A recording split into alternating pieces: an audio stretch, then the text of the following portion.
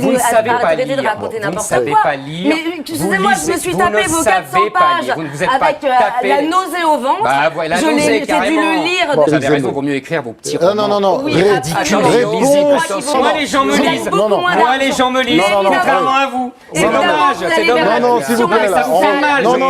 C'est pas difficile d'aller. On arrête. L'utilité, c'est d'abord rassurer la population.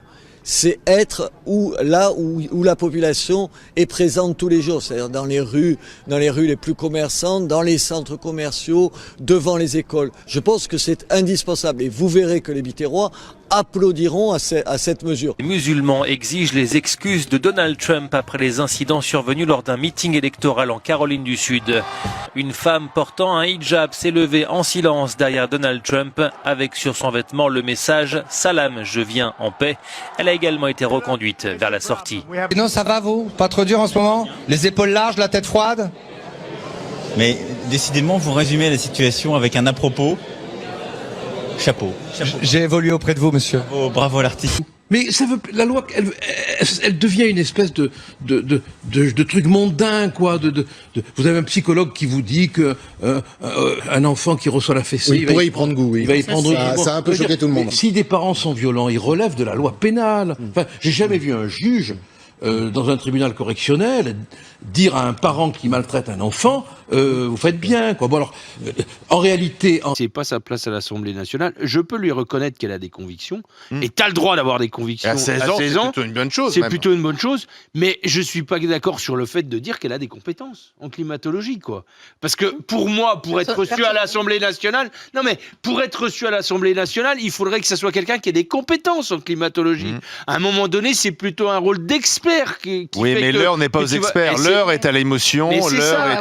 Mais tu peux on pas est dans l'émotion, là. On n'est pas dans la science. Que de la République de Facebook et de Twitter qui gouvernent le monde, quoi. Vous avez échoué, et si on ne change pas rapidement les choses très vite, plus rien n'aura d'importance. Parce que moi, à ce compte-là, on va faire autrement. J'en appelle à tous les fabricants du Mans. Moi, je me présente comme l'égérie de la rillette. Je vais ouvrir un compte Twitter et allons-y, quoi. Et on va mettre la rillette en avant. Moi, je vous trouve merveilleuse. Il y a le problème des seins, mais ça, de toute façon, on a... Pardon? Les seins. C'est bien, 3. Il y a un problème? Les policiers se disent victimes, et c'est vrai. Parce que qu'est-ce qu'ils ont fait, ces policiers-là? Pourquoi tant de haine? Pourquoi ce déferlement? Je veux dire, ce sont les mêmes personnes qui nous protègent. Demain, on sera bien contents quand ils viendront nous sauver, ou quand il y aura des attentats, et qu'on sera là à les applaudir.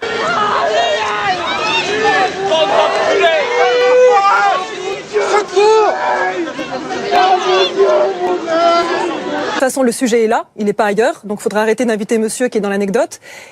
Dans l'anecdote, par ailleurs, mais madame, je suis meilleur ouvrier de France, vous dites qu'un savoir-faire ancestral comme le mien, on est une anecdote. Vous savez qu'on a un savoir-faire typiquement français que vous êtes en train de bafouer. Je parle des victimes. C'est très grave, mais moi je parle de savoir-faire, madame. Je parle de culture. Je parle de culture ancestrale. Vous décapitez avec dextérité, voilà votre savoir-faire. On décapite, mais vous madame. prélevez des organes avec dextérité. Je pense qu'à mon avis, c'est de la méconnaissance. C'est très grave. C'est très très grave. Prendre un cochon mort au milieu d'enfants. Il y a un moment où c'est un non-sens. Décapiter, je suis désolé, j'ai pas fini.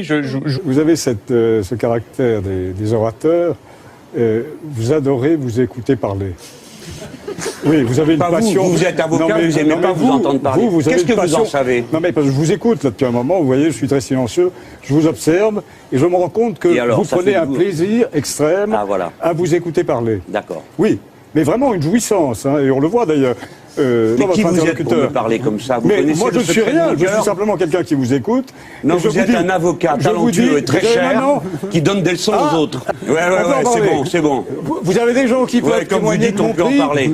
Mais écoutez, venez me voir si vous êtes un avocat. Non, merci, j'ai un très bon avocat. Écrit envahisseur. Envahisseur sur l'affiche et qui est affiché partout. Je te connais depuis 30 ans, donc je te fais grâce d'un procès là-dessus. On n'a jamais écrit ça, alors ne t'amuse pas à dire ça. Non seulement ne t'amuse pas à écrire des choses qui sont juste fausses. C'est des affiches énormes qui n'étaient pas affichées partout à Béziers, et en plus, tu as fait les envahisseurs. Je te propose pas. Je me souviens de ce qu'il y avait sur la tendée. Il y a des règles, il y a des normes, il y a des valeurs. On ne vient pas en France pour importer la charia. Allez, c'est bon, Alexandre, c'est bon, ça fait 2 heures. Je termine, l'islam ne pose aucun problème quand c'est une religion privatisée. J'en parlais avec le recteur de la mosquée de Paris. L'islam pose un problème quand elle est islamiste. C'est l'islamisme qui pose un problème. Et c'est une des raisons pour laquelle j'ai décidé de renoncer à ma nationalité française le 14 juillet 2013 et j'en suis extrêmement fier. Ben nous aussi. Et que si vous pouviez continuer et retourner en Algérie, ce serait même encore mieux. Ah si, t'as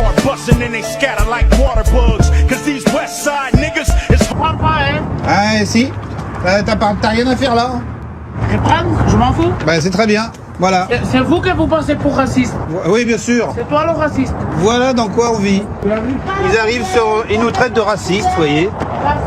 Messieurs, la retraite, 44 ans. Ce n'est pas parce que l'UMP vous aide à devenir fréquentable que vous êtes. Mais arrêtez votre blabla. Vous êtes l'extrême droite et c'est vos amis qui ont conduit aussi à la mort de Clément Méric. Tout le monde s'en est souvenu. Les gens en ont ras-le-bol de vos méthodes. Les gens en ont marre et ils crèvent de ces petits faux balles que vous êtes. Édouard Dorian-Sipel, Florian Philippot.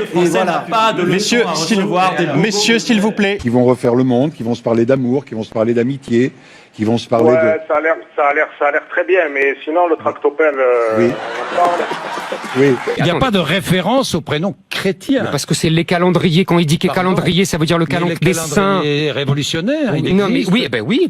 Alors, est-ce que vous donneriez, je sais pas, le prénom de Philogon à votre fils ou de Vénéfride? Ne jouez pas. Mais je ne joue pas. Moi, je vais vous montrer quelque chose. Le mot de beurre, ce n'est pas moi qui l'ai inventé. Il me semble qu'il y a eu, en 1984, une marche des beurs. C'était la marche. Non, ils l'ont pas appelé comme ça. C'est les journalistes qui ensuite l'ont appelé comme ça. C'était la marche pour l'égalité. Et ensuite, ils l'ont revendiqué. Et depuis, mais vous n'êtes pas journaliste, vous êtes philosophe.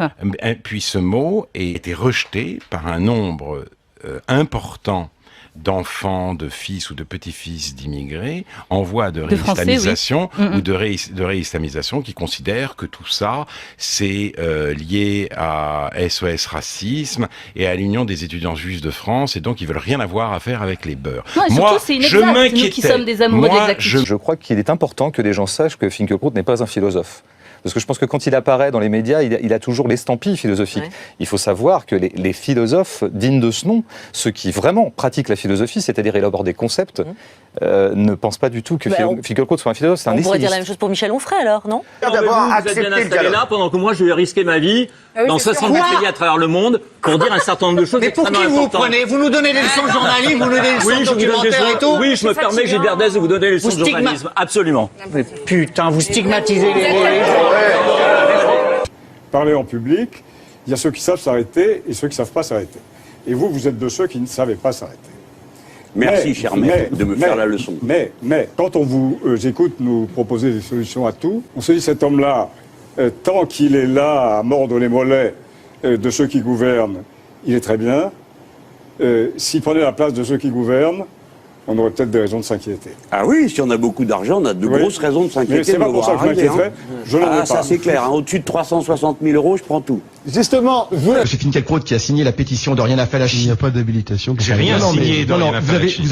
Vous n'avez pas condamné cette... Si, je l'ai condamné 3 fois. Vous n'avez pas condamné. Je l'ai condamné 3 fois. Vous n'avez rien. Je l'ai condamné dans l'actualité juive. Je l'ai condamné dans le monde. J'ai dit qu'il était raciste. C'est pas vrai. Vous mentez. Monsieur, j'ai là une déclaration de vous. J'ai une déclaration de vous.